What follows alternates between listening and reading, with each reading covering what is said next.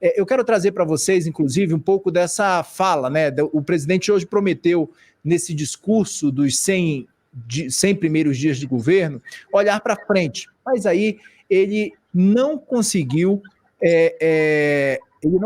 em diversos momentos ali ao lado, fazer menções ao seu antecessor, né? O petista repisou em todas essas críticas a Jair Bolsonaro e disse que o seu terceiro mandato será marcado por uma tentativa de golpe em referência aos ataques que aconteceram no dia 8 de janeiro. A gente separou esse trecho da fala de Lula e traz para vocês agora, e na volta a gente já repercute com o time completo. Pode rodar. Foi um gesto que eu penso que vai marcar o nosso mandato, porque não foi um gesto qualquer. Aquilo foi uma tentativa de golpe feita com a maior disfarçatez por um grupo de reacionários, por um grupo de fascistas, por um grupo de extrema-direita que não queria deixar o poder, que não queria acatar o resultado eleitoral, sobretudo depois da quantidade de bilhões e bilhões e bilhões do orçamento que foram utilizados na perspectiva de ganhar as eleições. Eu digo sempre que se juntar todos os presidentes da República, desde a proclamação da República até essas eleições agora, a soma de todas as candidaturas junto não gastaram o que esse cidadão gastou na perspectiva de perpetuar o fascismo desse país. Rodrigo, fica comigo. Pode interferir na hora que você quiser, fazer algum complemento aí, algum arremate sobre essas análises. Pode chegar para cá, o Carlos Graeb também, o Duda Teixeira, para a gente fazer uma análise sobre essa fala do presidente Lula nessa cerimônia. Graeb, muito boa noite. Quero começar contigo, Graeb. Queria muito seu olhar sobre essa fala. Inclusive, foi uma fala que ainda está repercutindo muito na imprensa, né, do presidente Lula falando bastante sobre o seu antecessor, não citou em nenhum momento o nome Bolsonaro, mas falou em inúmeros momentos ali, fazendo referências e ainda de volta com esse revanchismo, né? A gente viu isso ao longo de todos esses 100 dias. Em vários momentos em que o presidente se posiciona, ele sempre lembra e sempre traz esse revanchismo nesse discurso, ele sempre vocaliza isso muito, e hoje, nos 100 dias, não foi diferente, né, Graeb? Boa noite, bem-vindo. Oi, Kenzo, boa noite, Rodrigo, boa noite, Duda, boa noite, pessoal do chat. Pois é, Kenzo, o discurso do Lula hoje, ele teve dois momentos. Teve os primeiros 15 minutos, aproximadamente, que foram de improviso.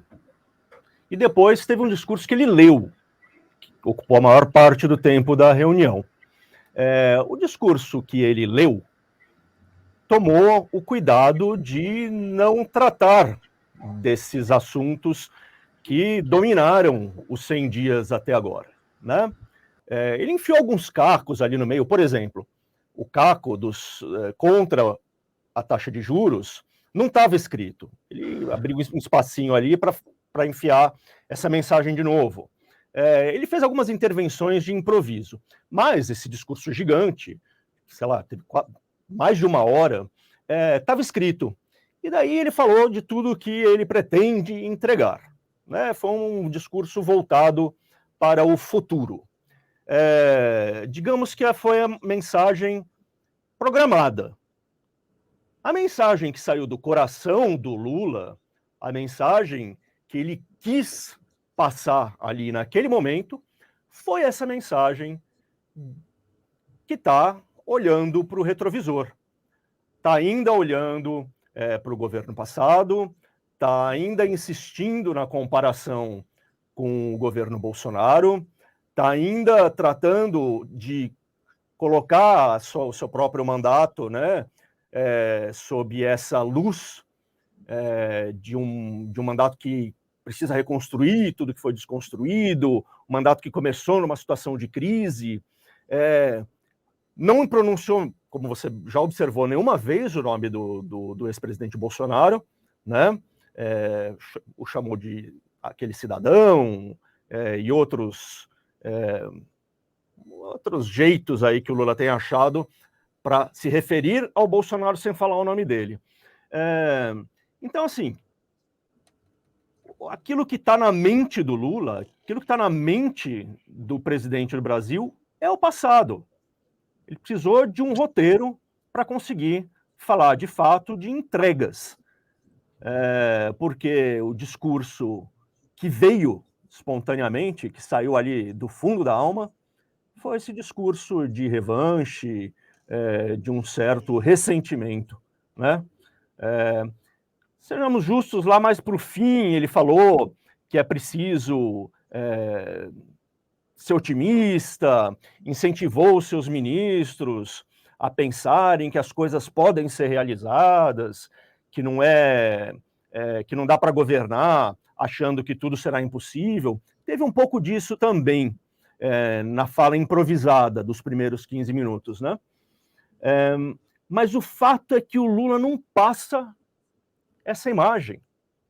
Não passa a imagem de alguém que está com vontade, que está otimista, que está com a melhor energia possível para governar um país complicado como o Brasil.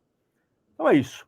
15 minutos de Lula carrancudo, 1h15 de Lula lendo um roteiro cheio de promessas, que é o que a política tantas vezes oferece, né? Mas sem muitas também indicações de como todas aquelas coisas que foram prometidas vão ser entregues. Inclusive, Graeb, foi bom você ter levantado esse ponto, que a gente viu isso ao longo de todos esses 100 dias do governo, né? O que foi pregado ali dentro da campanha, a gente não vê nas expressões, na linguagem não verbal, inclusive, do presidente Lula, né? Ele não vocaliza isso e nem na linguagem não verbal dele, ali na aparência dele, a gente não visualiza isso. A gente vê muito um Lula carrancudo mesmo, como você bem colocou agora, Graeb. Duda, quero pegar desse ponto com você, Duda, e queria que você detalhasse um pouco mais sobre isso, né? A gente não vê não só no presidente, como a gente também não vê nos ministros ali, né? Em nenhum momento eles trazendo esse semblante mais de harmonia, né, dentro do governo. A gente não visualiza isso de nenhum dos ministros ali do governo Bolsonaro. A gente vê, sim, bastante revanchismo, olhando muito para o retrovisor, como a gente sempre fala muito aqui e analisa muito dessa forma. A gente tem visto isso, Duda. Qual a sua avaliação, Duda? Como é que você viu esse discurso, essa cerimônia e toda essa expressão, inclusive, do presidente Lula nessa cerimônia de hoje? Boa noite, bem-vindo, Duda. Boa noite, Kenzo. Boa noite, Graeb. Boa noite, Rodrigo. Bom, concordo com vocês aí com essa cara carrancuda do Lula. Acho que o único ministro aí que me pareceu mais alegrinho ali era o Carlos Fávaro, da Agricultura, com essa história de agronegócio, exportação para a China. Foi o momento que eu achei ali mais animado. Agora, essa história do Lula, do revanchismo que você comentou, isso tem uma explicação. O Lula não tem nenhuma marca para mostrar nesses 100 dias de governo. Então, a minha impressão é que ele quer que os brasileiros apoiem ele e aplaudam ele só por ele ser um anti-Bolsonaro, né? Uma pessoa que, na narrativa dele, é um defensor da democracia em oposição a um cara que seria a barbárie em pessoa, né? Um cara que bota fogo na Amazônia, não respeita ninguém, um fascista, um golpista. Então, acho que essa ideia do Lula, logo no começo do discurso, era um pouco por aí, né? Que a gente gostasse dele só por ele não ser o Bolsonaro, apesar de ele não ter mais nada aí para mostrar. Boa, Duda. Rodrigo, quer dar um arremate nesse assunto agora? Posso? Quero. Eu acho que o Duda falou um negócio que eu acho que é impressionante, ele está no fundo disso tudo, que é é isso, né? Ele quer que o Lula espera que ele seja aprovado porque ele não é o Bolsonaro, né?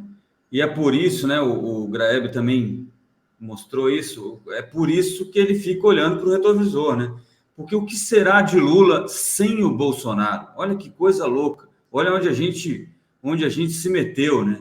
Então, o Lula parece que não é nada se não for o Bolsonaro, porque nos 100 dias foram relançamentos de programas antigos, né?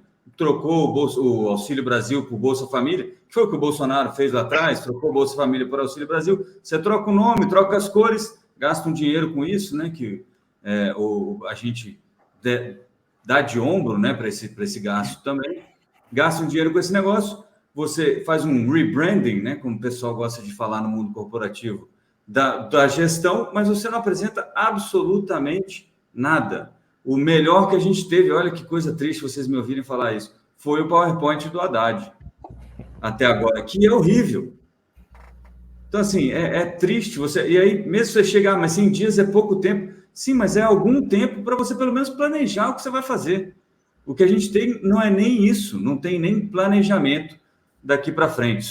A gente só fala em desfazer aquilo que foi feito, porque aquilo que foi feito, não interessa se teve mérito ou não, foi feito por outra pessoa, que é a antítese do que é esse governo, que, já falei isso algumas vezes, vou repetir, acha, né, nesse mundo fantástico, acha que teve 60%, 65% dos votos, quando, na verdade, terminou a eleição com 51%.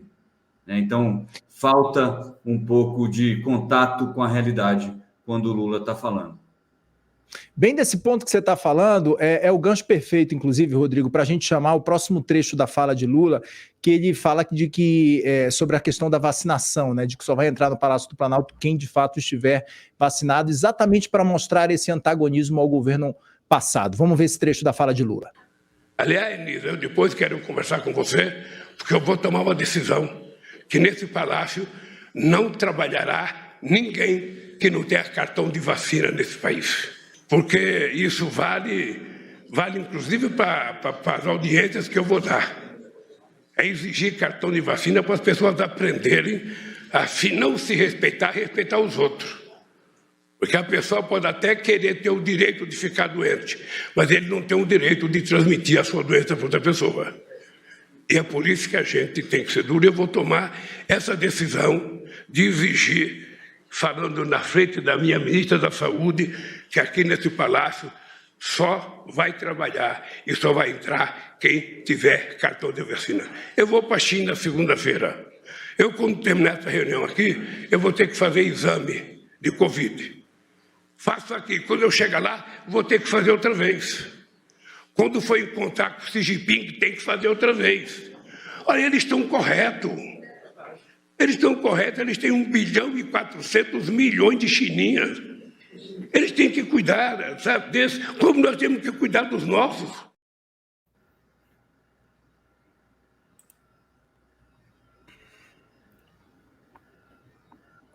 Oi, Kenzo, posso comentar essa história? Claro. Tá, bom, essa coisa da vacina, bom, nós tivemos aí no Brasil, no mundo inteiro, várias empresas, universidades, exigindo um passaporte da vacina, né? Para viajar, a gente tinha que mostrar que tinha tomado a vacina. Mas isso já acabou, não tem mais. As universidades já não estão mais exigindo isso daí. Ninguém precisa mostrar a certidão de vacinação de Covid para entrar em lugar nenhum.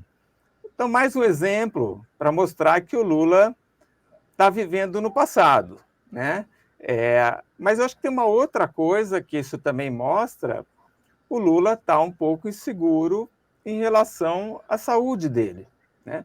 O Lula está com 77 anos, é uma pessoa, lá no primeiro mandato dele, teve muito problema de bursite, reclamava muito de dor no ombro, depois teve câncer na laringe, ano passado tirou uma lesão, adiou essa viagem para a China porque estava com pneumonia.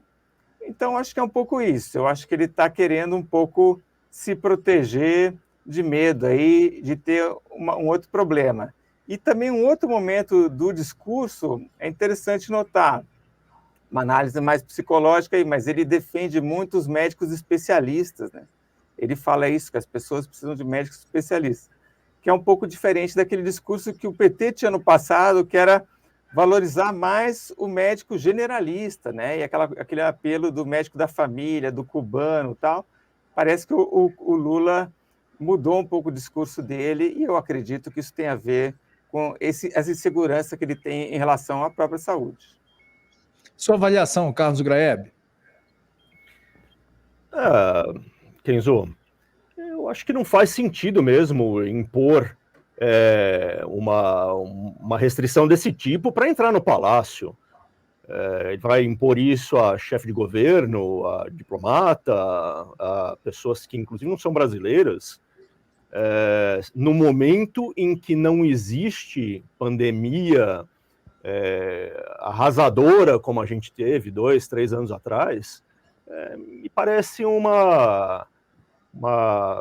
exagero, né? Um exagero desnecessário. É óbvio que todo o discurso anti-vacina causou mal ao Brasil durante a pandemia.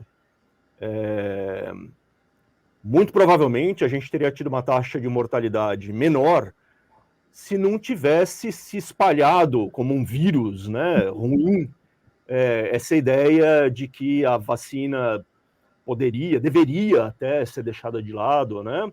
Eu não tenho a menor dúvida que isso foi ruim para o nosso combate à Covid, mas essa necessidade não existe mais e tem maneiras melhores de você incentivar as famílias a retomar a vacinação das crianças, né, a cuidar dos seus idosos, do que impor uma obrigação meio arbitrária na porta do Palácio da Alvorada. Isso é bobagem, vamos dizer assim. Kenzo, e posso só comentar, é interessante, o Lula vai lá e diz que os chineses estão certos e que o Xi Jinping faz teste o tempo inteiro. Mas, pô, vamos lembrar aqui, né? Esse vírus surgiu em Wuhan, na China. E ele se espalha rapidamente porque a China é uma ditadura, esconde essa história, prende as primeiras pessoas que denunciam que está acontecendo isso. Então, a China tem a sua parcela de culpa em milhares de mortes aí que não foram contidas a tempo. Espero que o Lula não vá lá elogiar o grande trabalho da China agora com a Covid, né? Só faltava essa. Rodrigo, quer dar uma arrematada? O Rodrigo precisa sair daqui a pouco. Pode falar, Rodrigo. Não, relaxa. Eu tô tranquilo aqui.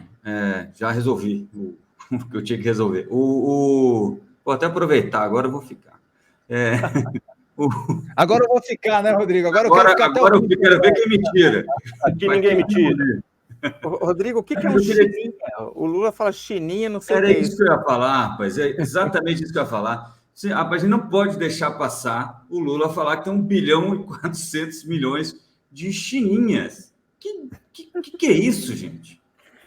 E fica por isso mesmo, né? O Lula ele tem uma licença para falar o que ele quer e fica tudo por isso mesmo, né? Ele pode exigir que os outros se comportem, mas ele é um Deus soberano, né? Quase um Deus sol, maia, né? Inca, sei lá. É uma coisa, não, olha só, tem 1 bilhão e eles estão certos, porque eles têm 1 bilhão e 400 milhões de chininhas. Eu não sei nem o que falar sobre isso, só queria destacar esse momento dos chininhas. Eu estou vendo ele chamar o pessoal de Goku, Dragon Ball Z, qualquer coisa assim quando chegar lá.